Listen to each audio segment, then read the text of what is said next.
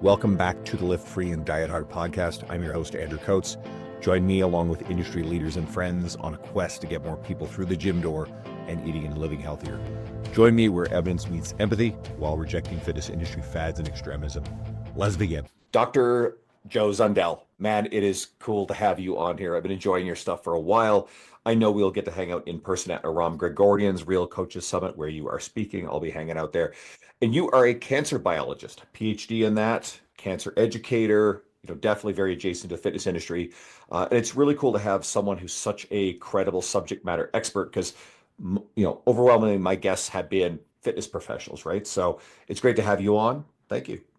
Yeah, thanks for having me. I appreciate that you think so highly of me. It means a lot to me because I've been familiar with you and your page for quite some time. So it's kind of an honor to be selected to be on your podcast and I'll also speak at ARUM's event. So it's pretty exciting for me these days. Well, I don't feel entitled to anybody's time. I feel very lucky to have any guests that I have on. So it's It's a for two-way taking street, time. man. I appreciate it. Okay, how does strength training reduce cancer risk? Let's go right into it. Sure. Yeah, and in trying to keep this as basic as possible. From what we know about training in general, in particular, relation to muscle tissue, as an example, we know that from a physiological perspective, our muscle tissue is controlled primarily by, or sorry, our muscle tissue primarily controls lymphatic fluid movement in our body. And our lymphatic fluid is basically our immune system, the fluid that contains all of our immune cells. So, one of many ways that something like resistance training or strength training can help keep us healthy and even reduce things like cancer risks is by promoting lymphatic fluid movement. So, getting our immune cells throughout our body to not only deal with infection, but also natural tissue damage that comes directly from exercise, but also wound healing and those sorts of things. That's just keeping it very basic from a physiological perspective of how muscle contractions and promoting healthy skeletal muscle tissue can enable our immune system to work.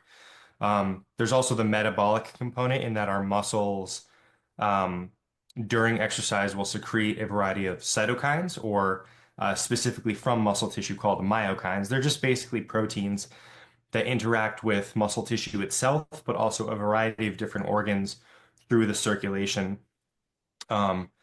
To signal to other organs that muscles are using energy and that they need energy. So it kind of stimulates this Cori cycle of taking glycogen storage from the liver, bringing it back to the muscle as glycogen is used in the muscles, and just promoting healthy metabolism across a variety of organs in our body.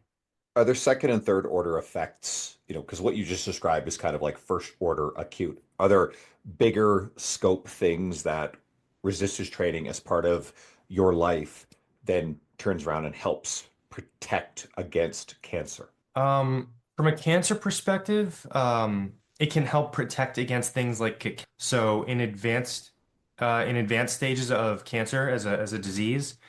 Um, Cachexia is commonly seen, especially as cancer patients advance in their disease. And so something like exercise can help to reduce the effects that cachexia can have on muscle wasting in cancer patients. So nowadays we're coming to understand how important exercise is just from like a risk reduction perspective, but also that it might be a super important tool as cancer patients are undergoing treatment. Now, while we might not be able to 100% stop the process of something like cachexia, we can certainly slow down that process by enabling something like healthy exercise. And of course, that's going to vary depending on the types of treatments that a cancer patient has had, types of surgeries, and those sorts of things. Does that make sense?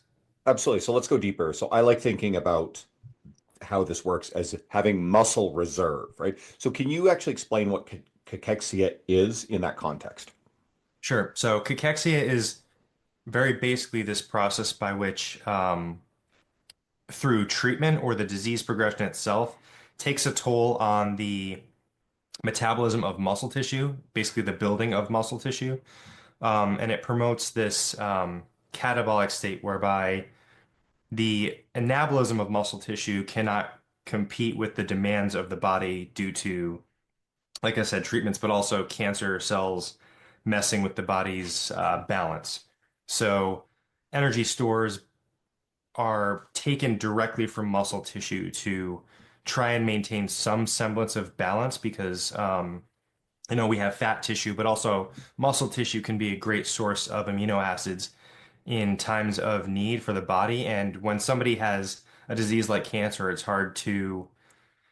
um, it's hard to basically get back to a state of balance. And so the body will signal to take amino acid stores and glycogen stores directly from muscle tissue.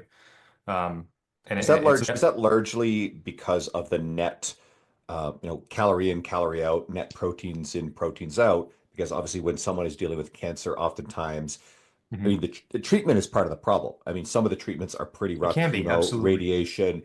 You have people who are throwing up. They're simply not able to keep, calorie in. Not to mention, they're also, in a lot of cases, not doing the stimulus to preserve muscle tissue.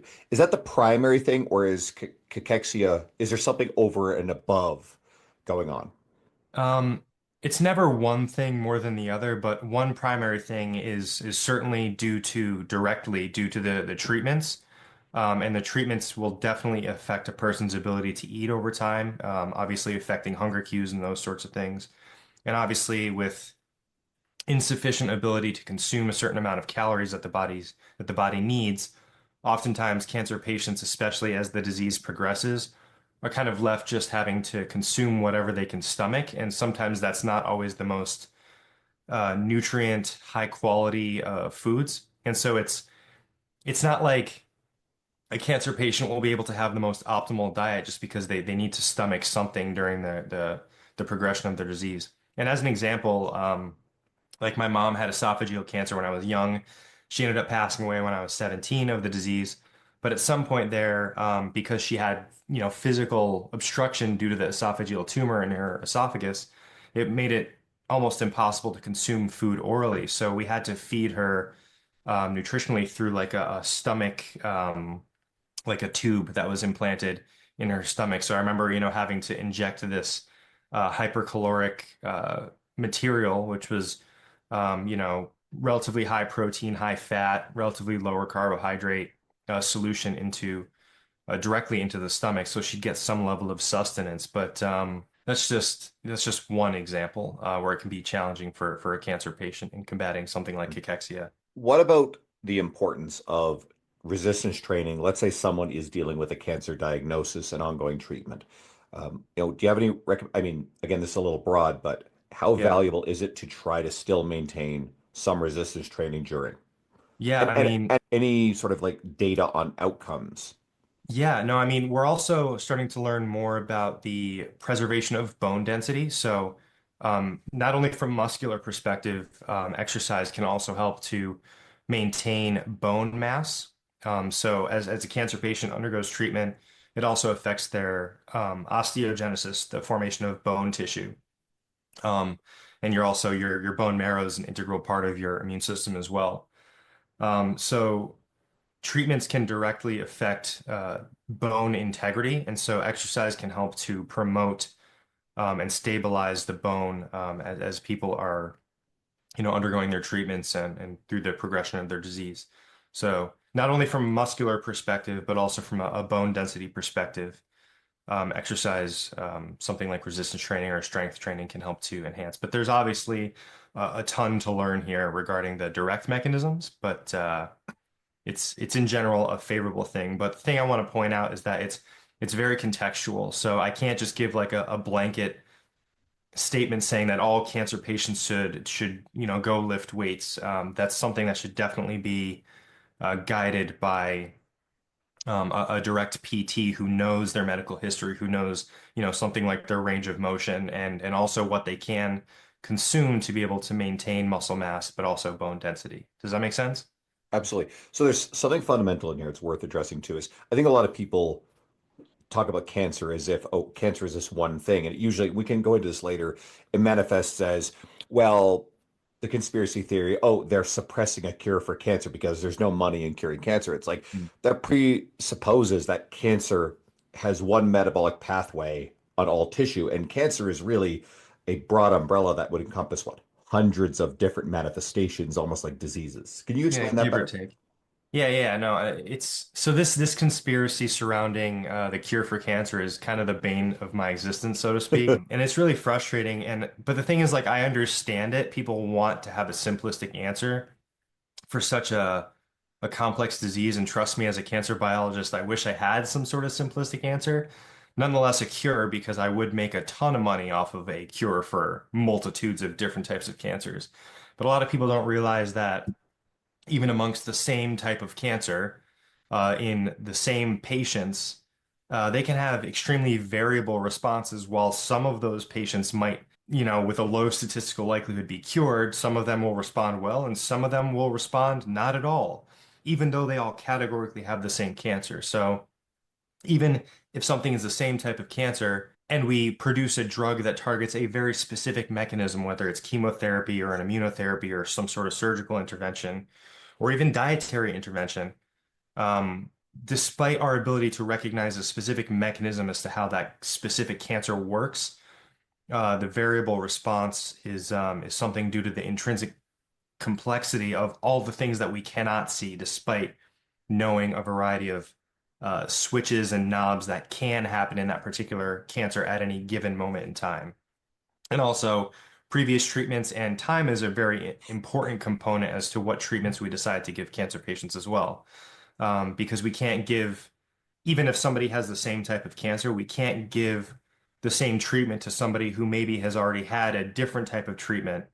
Um, so it gets really complicated very quickly. And again, while I wish we had a simple answer in relation to curing cancer, it's just far too complicated beyond one specific mechanism as to how the same cancers work, nonetheless, amongst all different types of cancers I in the suppose body. to tie it into what we just talked about, you could theoretically have two different people with significantly different levels of muscle mass, which, Mhm. if I'm not mistaken, more muscle mass actually can have a very strong relationship in surviving the treatment because you have that muscle reserve. So let's say you have someone who already is fairly frail.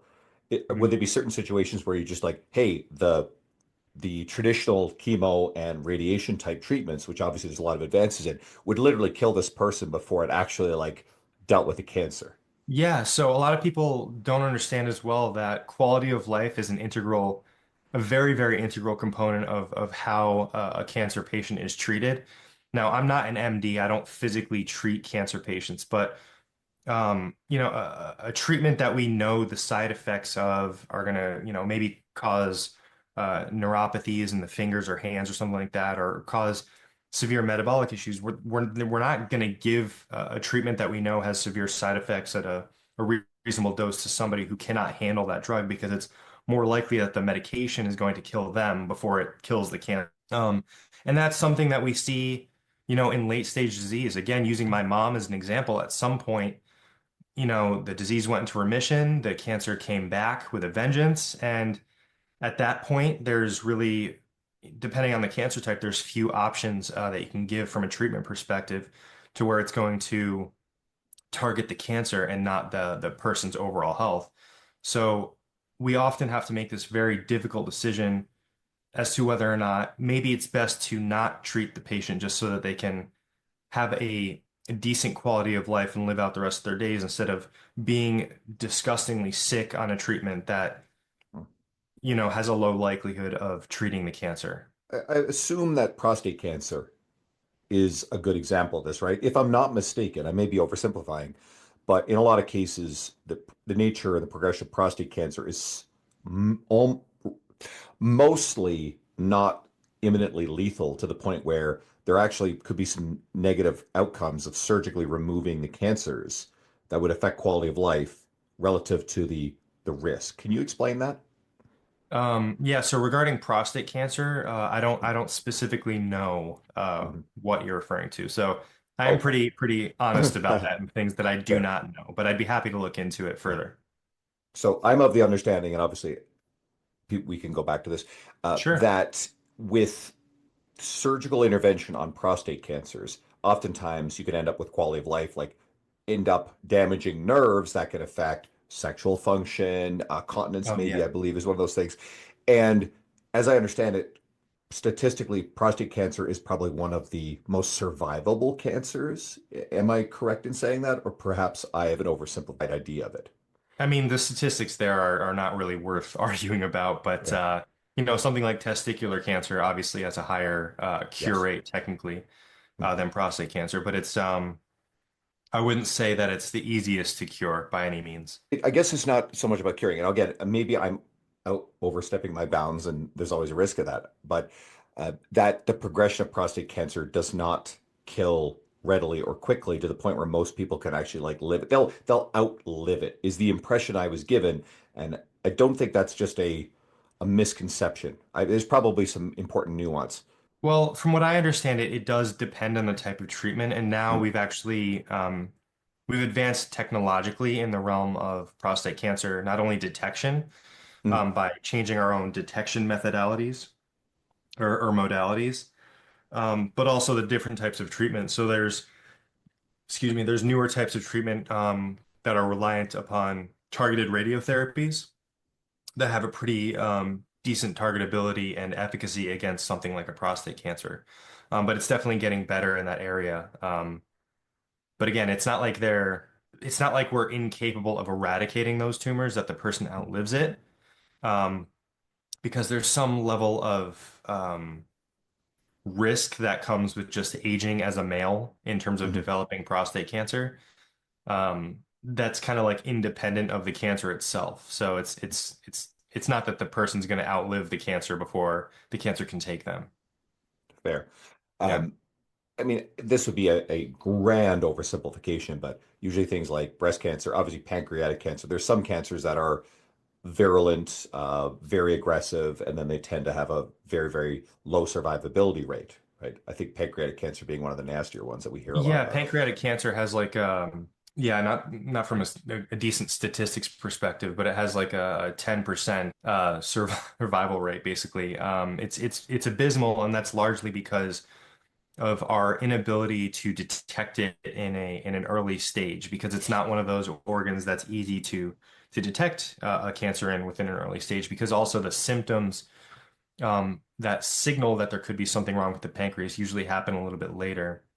And so again, we're getting a little bit better with our different types of detection methods. But it does stand to reason that most cages, if or most cancers, if they're detected in early stages, they're significantly easier to treat than in advanced stages. And so if we were able to detect something like pancreatic cancer or even esophageal cancer has an abysmal survival rate. Um, if we were able to detect those things sooner rather than later, um, the chances of survival of those patients increases dramatically. What do you say to someone who's worried that, oh, maybe, I've got cancer in my body now, and they're going to the doctor all the time and want to be checked out and everything? Like, where's the trade-off between hypervigilance, living in fear, being proactive? And what are maybe some of the smartest pieces of advice you'd give to the everyday person about being alert to these risks? Yeah, I mean, one of the simplistic, most simplistic forms of advice that I give on my platform is just to do the quote unquote basics. And that's, focus on sleep behavior, focus on exercising, do what you can from consuming a nutritionally diverse diet, minimizing alcohol consumption, smoking as much as humanly possible. Those are the things that people really need to focus on. So that's what I really try and tell people. But also, like we mentioned, as a cancer patient undergoing, quality of life is important. So people need to realize that they can do all of these things and minimize their risks as much as possible with the things that truly matter, exercise, sleep behaviors, minimizing alcohol and smoking and all those things. And they can still get cancer. So I think it's important for people to realize that control what they can, control the controllables, so to speak, within their environments. And the people that are online trying to induce fear associated with a disease, making everybody seem like they have cancer all the time within them, Mm. um, just try and be cognizant outside of practicing the basics of being healthy. Just try and be cognizant of the red flags that should go up when people are fear mongering online, just to try and avoid those sorts of things, because it's truly a waste of time. So What about yeah, environmental pollutants, toxins? And obviously, we know people wave around the word toxins in a scaremongering way, yeah. but are there certain things that's like, hey, there's actually some genuine merit to trying to limit your exposure to this, or hey, I wouldn't literally worry about this? Any standout things there? Either on the be very wary of this thing if you can, or this is something never worth worrying about. Yeah, I mean, like I just previously mentioned, smoke exposure smoking is a carcinogen. That's Be, not like zero debate. being a firefighter is a carcinogen, right? Yeah, being a As a career choice. firefighter as a profession is a carcinogen because you're, at risk of inhaling flammable material. Shocking. Obviously, consuming alcohol. Alcohol in itself is a carcinogen. So minimizing the exposure to those things environmentally.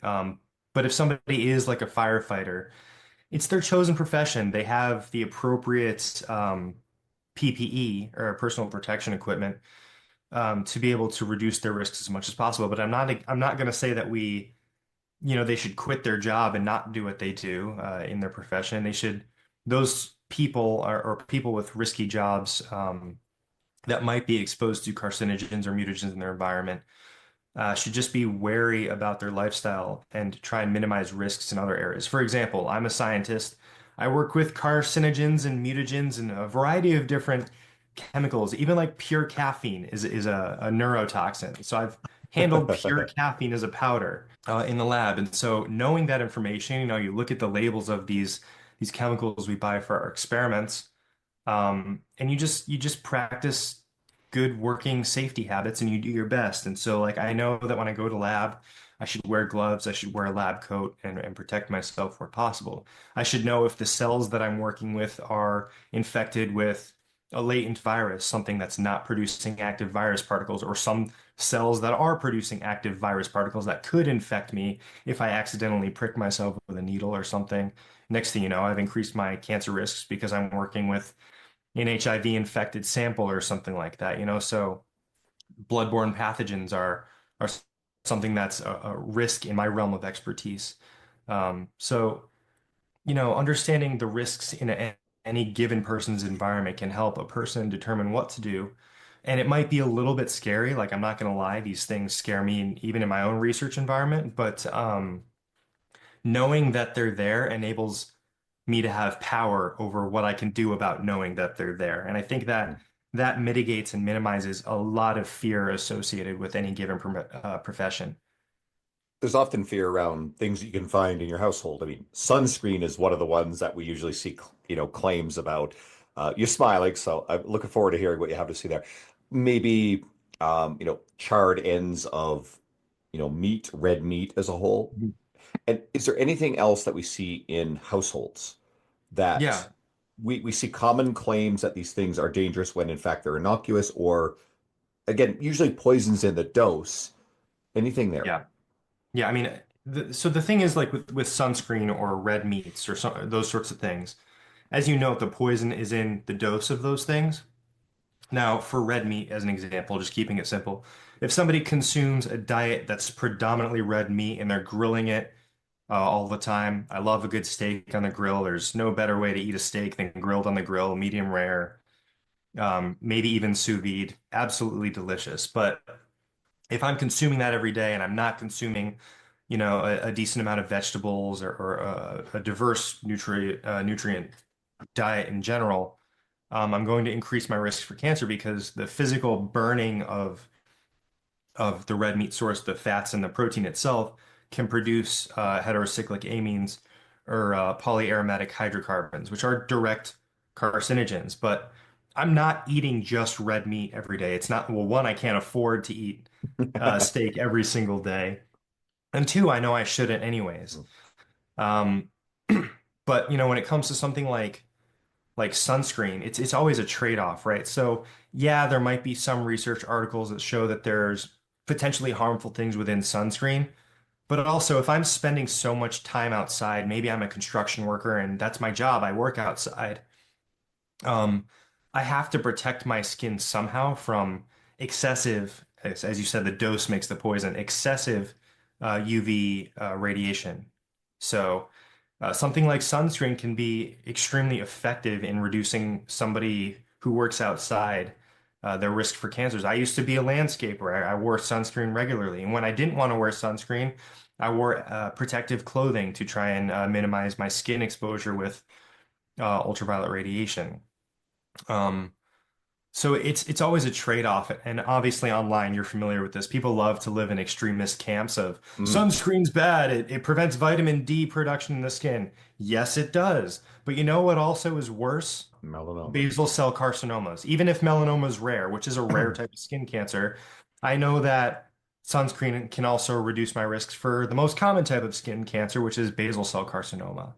So people need to realistically stop living in these extremist camps and understand where something has way more pros than it does cons in a specific context. And that's where sunscreen comes in. That's where, understanding that I shouldn't eat red meat every day, that I should also consume sufficient amount of vegetables, not only for fiber, but other different types Mhm. of macro and micronutrients. Does that make sense? What sure does. What about ultra processed foods? You had a video recently where you're crushing. Yeah, you've got a can of what is that? It's, What do you strawberry banana juice, like it's probably added sugars, right? from an aluminum can, right? But should So, I flex on camera to show the people that like you can have these things but not be unhealthy, right? It's the same so argument. if someone wants to scroll, there's a video of you, and you literally are crushing a burger, you're crushing fries, and in a deadpan Burger serious thing, King, baby. you're talking about the risks, cancer risks of ultra processed foods. So, like, what is the risk there, and where's the nuance? Yeah, I mean there's again, this is very basic. If the majority of my diet consists of ultra processed foods, if I'm eating McDonald's every day, or in the case of that video, if I'm consuming Burger King every day, I absolutely love the Whopper. Or French fries, you know. If I'm consuming those things every day and I'm not consuming a diet that's nutritionally diverse, um, I'm likely consuming excess saturated fats. I'm likely consuming foods that have excess amounts of added sugars in them because they're hyper palatable. I was just eating not even just this. I was literally just eating the watermelon Sour Patch Kids. I love those things. They're also a great pre-workout snack, it just gives a good amount of sugar stores for your muscles. But like, I don't eat those all the time. It doesn't comprise the majority of my diet. So people, again, need to stop living in these extremist camps of, I can't eat processed foods. You can totally eat ultra processed foods, but they just shouldn't comprise the entirety of your diet. And everything is even if you go into the supermarket, there's some level of processing to most of the foods that exist in the modern food environment. So understanding that, like a pack of bread that you have in the morning with your breakfast, let's say I make some eggs and some bread or toast or whatever, and have a few slices of bacon. It's a pretty decent breakfast, but if I eat that every day, maybe that's not the healthiest thing to do. I should switch it up every now and again, you know? What about cancer and obesity? How does obesity contribute to cancer risk? Yeah. So obesity is linked to 13 different types of cancers at this point. And so again, keeping this very simple, obesity can destabilize the balance between, how our liver and how our fat tissue function, because a lot of people don't realize that fat tissue, in particular white adipose tissue, is um, can impact the hormones that are produced in the body. And so if I have too much visceral white adiposity, it can compete with some of the hormone signals that come from muscle tissue. And so it's this disbalance that can happen when we have too much visceral white adiposity in our bodies that can affect our overall ability to not only metabolize food through the microbes in our gut, but also directly affect our ability to metabolize and maintain energy storage in our body just directly from food consumption. Does that make sense? It sure does. So, can you take it further about like some of the types of cancer, the nature of the risk, et cetera? Because one of the lines we walk is, on one hand, we get, and I like to say this, these ideological grifters that will makes blanket statements like there's no relationship between obesity and long-term metabolic health risks, and that's, I think that's a dangerous lie, right? But that exists out there. On the other side, people who are already struggling for a variety of reasons and genuinely want to have improved metabolic health, and they know that, okay, obesity is not healthy, but it's a struggle. Further beating them with, hey, here are all these scary, terrible things, that doesn't necessarily motivate them to make changes. We have to, and usually with a lot of the other episodes here and media, our Mhm. good people, our fitness industry, we're trying to provide psychological, evidence-based, tactical pathways to help those people. So considering that, where, how risky is it? And what are the risks? What type of cancers are we looking at? To being obese. Yes. Yeah, so I mean, it can significantly increase most women's cancer risks for something like breast and ovarian cancer. I studied ovarian cancer quite a bit during my thesis, largely from an estrogenic perspective. So having too much fat tissue can mess up not only estrogen metabolism, but can also compete with testosterone metabolism because there's aromatization that needs to happen from testosterone and estrogen. And sometimes, if we have too much visceral white adiposity in a female, as an example, it can destabilize those mechanisms and make someone more predisposed towards breast cancers. And obviously, there's some dependence on family history in relation to ovarian and breast cancers there too. But so being chronically obese for a long period of time can mess with estrogen metabolism, as an example, and may even at some point, if somebody who is obese gets cancer, can provide signals that enable that cancer to grow at least for some period of time during the cancer's progression. Yeah, What about being chronically in a hypercaloric state? Because we can then take this into another line of stuff, which is claims about keto and fasting and some of these other sure. dietary ideologies on the risks of and even treatment of cancer. About is being in a hypercaloric state a risk factor where you're providing more fuel for cancer, or is that not really a major concern? It can be. So we know, I studied liver cancer, and actually I still study liver cancer, hepatocellular carcinoma, from many different perspectives. But we know in the Western world, in the United States particularly, we know that the Western diet, which is a diet that is high in ultra-processed foods, that is typically hyperpalatable, can significantly increase risks for diseases like liver cancer.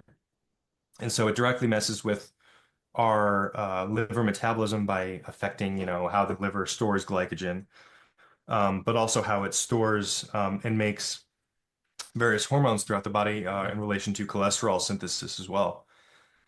Um, so if somebody is consuming a hypercaloric diet, over time, it can stress out organs like the liver and significantly increase risk for cancers that may actually even enable scarring of liver tissue over time. Mm. And this is a form of scarring called steatosis in the liver. And that can also be formulated, or that can also be prompted by excess drinking too, in Mhm. relation to cirrhosis. Um, so that's one way that we know that that hyper consumption of ultra processed foods and those sorts of things can relate directly to cancers, and even more so towards being chronically obese. And I Um, suppose we go back just to touch on the fact that we're talking about maintaining mhm. muscle mass, then the answer is not going too far the other way, and all of a sudden, dietary restriction where you potentially could risk losing muscle mass. Yeah, and so I mean we're also investigating how diets can be helpful for specific cancer patients, because obviously the context matter, as I'm sure you've heard me say, and you also say this a lot in your own platform. Um, we don't want to give a cachexic cancer patient, we don't want to tell them, hey, you should undergo this 7-day water fast because it's going to cure your cancer. And I see that shit online and it's infuriating. But that's horrible advice to give to somebody who, is struggling to eat food in general, but is also potentially dealing with cachexia, so that they can't even maybe exercise as much as they'd like to. And now we're telling them to fast, and that's horrible advice.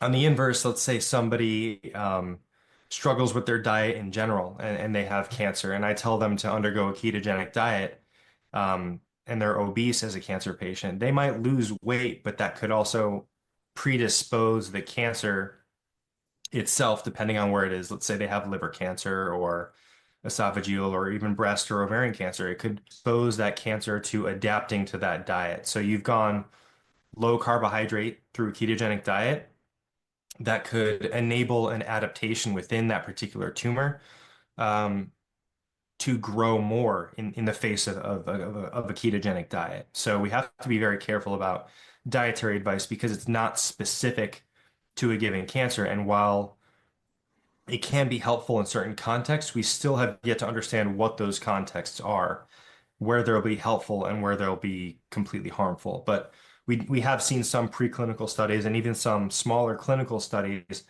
of clinical trials where we've investigated ketogenic diets either alone or in combination with some chemotherapeutics. Yeah, my cat's going to jump up here too at some point. So for the people watching on Spotify, Ozzy's made an appearance and he rarely gets in front of the screen. So I've got him and now he's struggling. Okay, the fasting reference, usually Yeah, usually people start talking about autophagy, and 99% of the time when someone talks about autophagy, it's a red flag that they have no fucking clue what they're talking about. absolutely. Do you want to explain what the misconception is about autophagy, what it actually does, and in relation to cancer? Sure.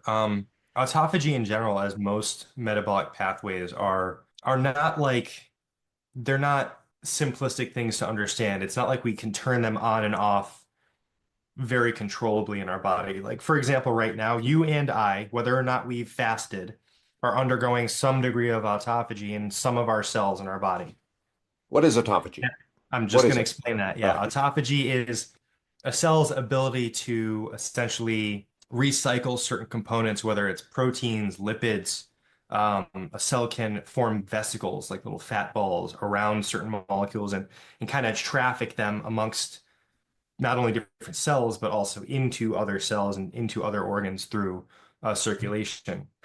So that's the process of autophagy because our bodies want to minimize having to make stuff fresh all the time so they can recycle components from their environment to reuse. And it's a very intelligent thing and it's something that we'd be dead if we didn't have the ability to evolve. So in cancer, sometimes autophagy is messed up, as are many other pathways. Autophagy is one of the many pathways that can be messed up at some point or another. And so we've actually developed treatments to target the rate of how autophagy occurs in cancer cells, such that we can target a cancer directly because if it has increased rates of autophagy and it's affecting its growth or enabling its growth, and we target that directly, it's going to have a greater impact on the cancer itself and not normal cells who have a more normal rate of autophagy happening at any given moment in time. So fasting isn't going to dramatically change that state in a way where it's going to impede cancer growth in a meaningful way compared to directly targeting it with a small molecule or chemotherapeutic, which we've again developed. I've used even in my own experiments hydroxychloroquine. Hydroxychloroquine directly targets autophagy, and I know that it's a big word that people love to hear on Joe Rogan, especially during the pandemic. It's got its uses, but it's a really shitty drug if you're trying to target autophagy. But if I'm doing preclinical work and I want to isolate whether or not autophagy is playing a direct role, and I want to look for LC1 and LC2 microvesicle formation, or if it inhibits that pathway in my pure experimental system, I can utilize hydroxychloroquine or chloroquine to determine how autophagy is being used in determining or promoting cancer growth at all. But humans are not pure systems of cells. Like we have many different organs, many different types of cells, and not just cancer cells directly in a cancer patient. So you don't know that fasting or even taking hydroxychloroquine is going to directly go to that cancer cell and only affect that cancer cell or solid tumor. And so that's where people need to be very, very, very careful when it comes to fasting approaches because everything in life is about balance. You can have too much of a good thing and you can have too little of that good thing. And so everything in life has to have that balance, including autophagy. If you have too much, it's bad. If you have too little, it's bad. It's like And our immune bodies are always response. undergoing that.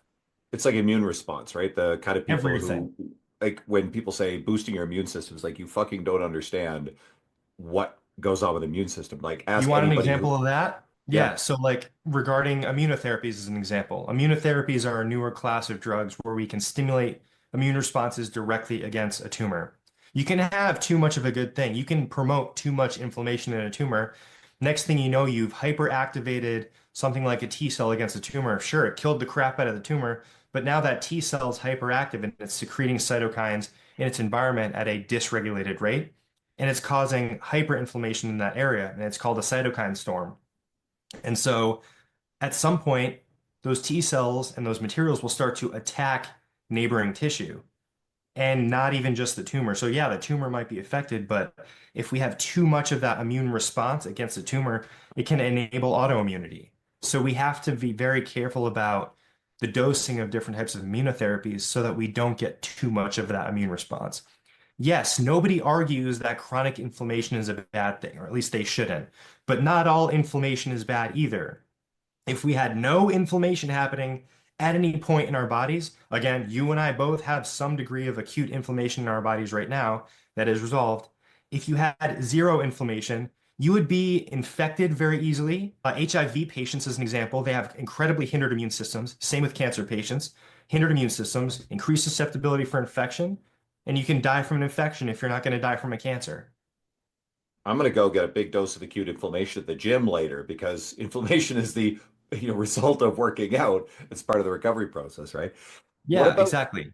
what about the claims? Because I think it was like 6 to 8 years ago, there was a bit of buzz about keto's potential for dealing with cancer. And the first interpretation I had is like it was based upon the idea that some cancers or people thought cancer in general was fueled by glucose. And therefore, if you remove the glucose from a lot of the glucose from your diet, that you're going to starve the cancers out. But not all types of cancers are fueled by glucose. Can you go in depth on what the problems are with the idea of keto for cancer? Well, I think a lot of that is based on the misinterpretation of the Warburg effect. And so the Warburg effect is essentially this idea that cancer cells increase their ability to take in glucose, and the rate at which they do it isn't in accordance to their ability to break it down. And so they end up fermenting glucose. And so that's the Warburg effect, so to speak. And people online like to talk about this, particularly Thomas Seyfried, who just needs to shut his damn mouth. Um, but they become overconfident in the fact that yes, most cancers at some point, because it is a hallmark of cancer, most cancers at some point will increase their uptake of glucose to sustain their metabolism, but that's not the only thing that happens. They increase their glucose absorption and uptake because it's a means to an end. They need more glucose to fuel other pathways. I can't just starve a cancer patient or starve cells of glucose um, in such a way where they won't adapt new mechanisms to enable their survival. Because even amongst a tumor, you have not only tumor cells competing with themselves for nutrients, but you also have tumor cells competing with your immune cells for nutrients. Um, and so if I change that environment and I suddenly take away glucose, your normal healthy cells are going to be more negatively affected. And we're seeing this in the literature as well. If I starve somebody of glucose, the normal cells are going to be more effective due to the starvation than the cancer cells. Cancer cells will, because they're kind of messed up, so to speak, they'll adapt new ways to utilize other substrates for fuel, whether it's increasing SCD1, steroid-CoA desaturase 1 in fatty acid synthesis pathways or cholesterol biosynthesis pathways. We see that often, especially even in ovarian cancers and liver cancers. They might deregulate gluconeogenesis. So I starve glucose, no problem. I'll just upregulate gluconeogenesis and make my own. We see this all the time in cancers. Um, and if we starve somebody again of glucose, it's going to impact normal healthy cells because they have the normal checks and balances more than a cancer cell. Does that make things clear? I hope so. I I hopefully hope so too. I mean, I keep saying it, but nobody seems to fucking get it. I definitely grasp, I think, about 95% of what you said. I know some of it gets a little bit technical, but I think the overarching message is very useful. And I think the person who's listening here self-selects to more nuance. I am, in one sense, the goal here is to try to compete with the more sensationalized, mainstreamed wellness, health optimization websites or podcasts while not taking the sensationalist pathway or the overblown, unsubstantiated, non-research based claims that we Yeah. sometimes see in those spaces. So, but that stuff plays well on social media. So I'll never be as big as, I'm not going to say any names, but there's some pretty obvious ones out there. We'll leave it at Yeah. that. Likewise, I'm What? happy to see the names, but like it's just a tough environment to be out there. It's honestly, I think both you and I need people to understand that in order for living beings to live, it's just complicated. Like as if anybody wants biology to be easier, it's definitely me. Like I wish I could go into lab every day and just be able to be like, oh, that's 100% the mechanism that's promoting that particular cancer's growth, and I can just target it with this treatment. It never works that way because life is more than just a few switches and buttons that we can turn on and off at will.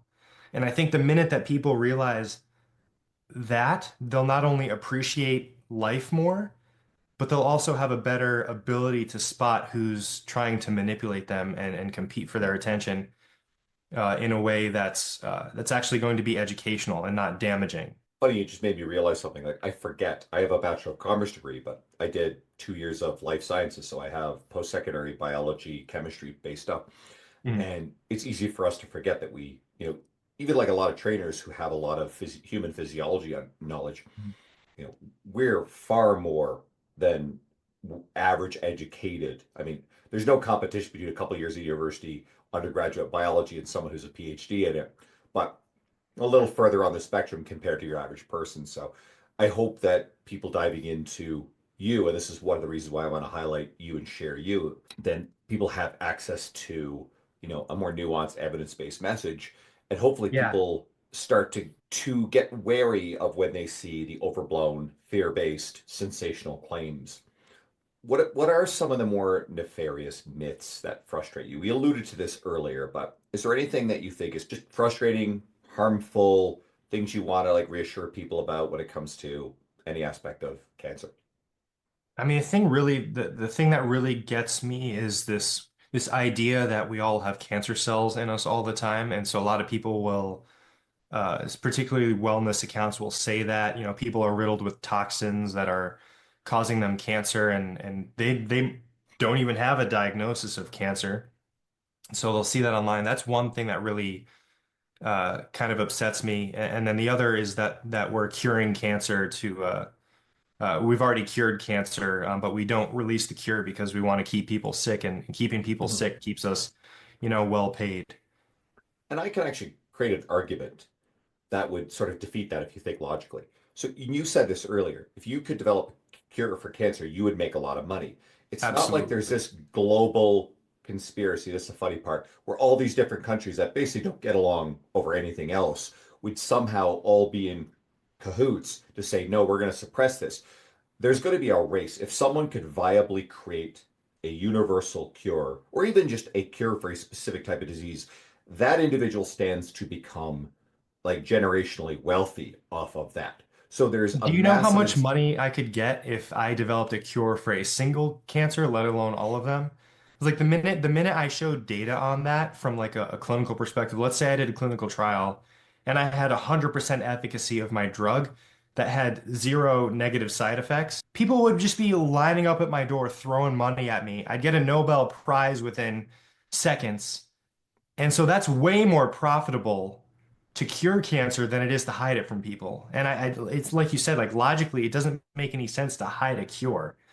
The cure itself will create so much revenue that I would be God. I wouldn't even know how to handle that power. It's wild.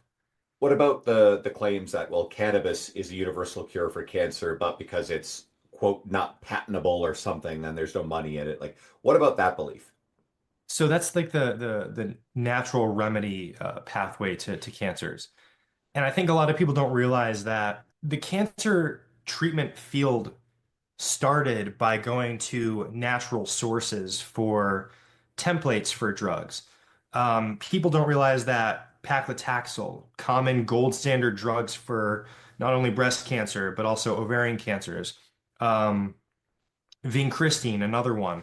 A lot of these are produced and purified from plants. So like paclitaxels from the Pacific yew tree, being crystines from this berry that, they purified this component from. They determined that this specific compound within is anti-tumorigenic or reduces the ability of tumors to grow. And we've determined the mechanism of how those things work. So this appeal to nature fallacy is really frustrating because we love going to nature as scientists because it reduces the amount of time that we actually have to develop something. But a lot of what people don't realize is when we have to go to nature, it's often more challenging to purify and determine enough of something and determine what that something is from something like tree bark, as an example, than it would be to synthetically make it. It's so much easier and pure to make something from the ground up most of the time than it is to go and just get a shit ton of tree bark for a very poor yield of a very specific compound that we find that can reduce tumor growth. So it's not like it's not that we don't go to nature first. We often do, but from a drug design perspective, it's way more expensive and it takes way more effort to get a pure enough amount of that substance to where we would have to deplete forests to get like enough paclitaxel. Like we can't just go to those, like we can't just build forests of those trees anymore and knock down all the trees to get a really shitty yield of paclitaxel. We can just synthesize it from, we know the structure of it, so we can make it from a variety of different organic synthesis reactions. Dr. Joe Zundell. This was good. I hope everybody enjoyed this. Deep dive. There's your kitty. This is Hermes, Hermes my is a boy. big He's Hermes a is a big big boy boy. too. Yep. Big Yep, boy. big fluffy So boy. people can follow you at on Instagram at dr.joezundell. Okay. At Yep, dr.joezundell. Are there yep. any other resources that you'd want to direct people to? Because I know you're very passionate about cancer education. Sure. I mean, I welcome people to message me any time of the day. I'm pretty responsive, and I really love when people have really thoughtful and good questions. Because I know that this stuff isn't easy, so they can just message me on Instagram. I also have a website if people are curious about other podcasts I've been on, not only this one, I've got some links there. And again, it's doctor.com. And my CV is there if people want to, virtue signal and they can check out my PhD status and even my publications Mm-hmm. that I've been involved with. Yeah, I mean I don't sell anything, so I don't really have anything to promote. I really care about educating people, and I know that this stuff isn't simple, although I try and make it simple. I know we got a little bit technical today, but that's basically it. My hope is anybody listening, this episode is so tactical on a particular topic. And again, obviously, we could have gone far deeper into more specifics. It's still a pretty general treatment of cancer and a lot of the myths around it. Uh, Yeah, we could there's talk for days. there are going to be people in your world who A, are concerned about these things, who may be undergoing it themselves. They may have family members. This is why I'm setting out to plan these interviews and bring on great people like you, because then the listener can go, wow, this would help you. And so the goal is get this in front of more people so that way more people learn about Joe. More people are inoculated against the misinformation, the fear, and please share this with anybody in your world that you believe it would help. That is how I can do more with this, and I'll keep coming back. And at least for the foreseeable future, I'm looking at 2 times a week podcast episodes for you guys. I'm trying to make sure that they're great. I'm putting a lot of time and effort into this, investing in some production on them. So I want to hear from you guys. I want to hear your thoughts. Are you liking it? Uh, you know, is there too much jargon? I've gotten that on one of them, but I appreciate it. I mean, that stuff is going to help me make sure that these are great. So thank you, Yep. everybody. Joe, thank you. And I will see you at Aram's Real Coaches Summit, and it's April 14th and 15th in Las Vegas.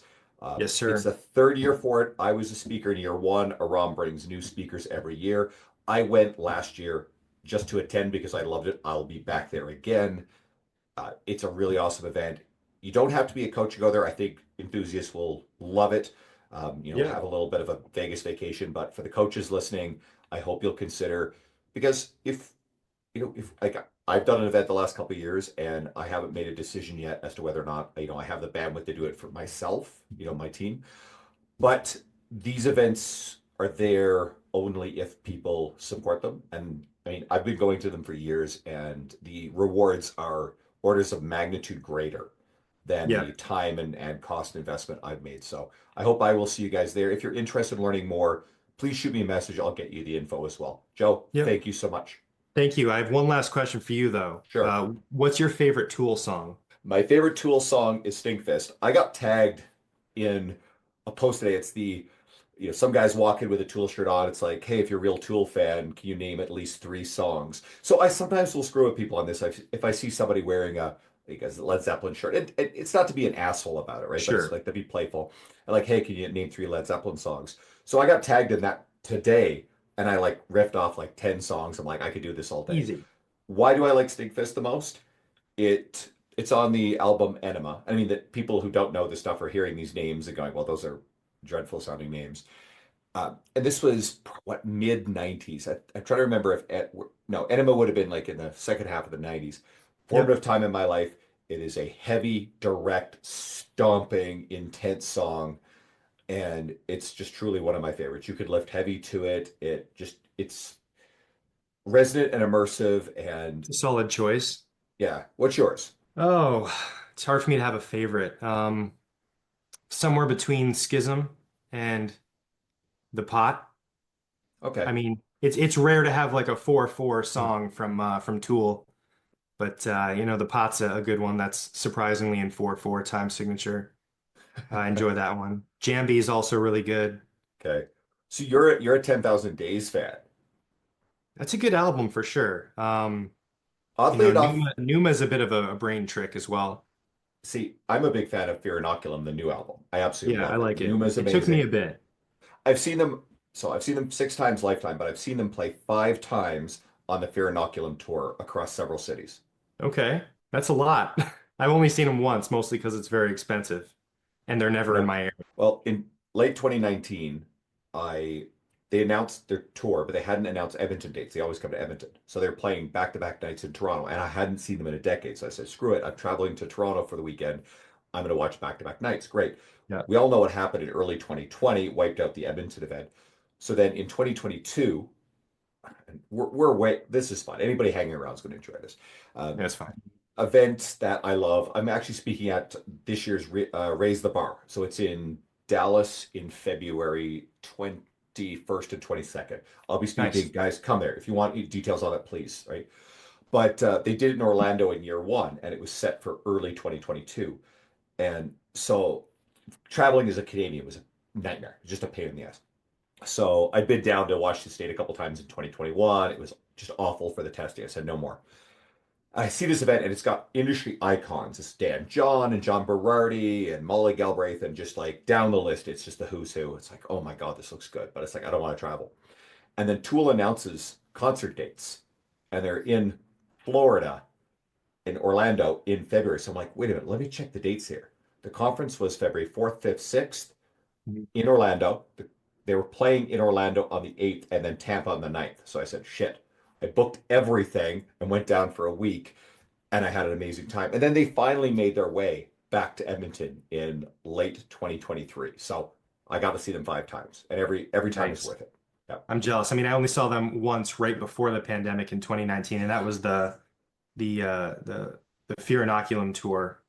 Yep. And it was yeah, it's Magic. so good. Anybody who hasn't seen Tool, it's almost worth going just because it's very theatrical. Um, yeah. I routinely get sent a video meme where imagine if Tool played the Sphere in Las Vegas. And I get it all the time. I'm like, yeah, like I would be flight and tickets if they ever do the Sphere. Just These, parachute in. I don't think they'd respond very well to that, but No, but I'll it'd be just, really cool. I'll just buy a ticket. I'm sure it's expensive, but some Yeah. things, experiences are worth it. So, Yeah, agreed. for the non-Tool fans, thank you for indulging us this one. Yeah. And I will have a great episode for you coming up in a couple days. Thank you, everybody.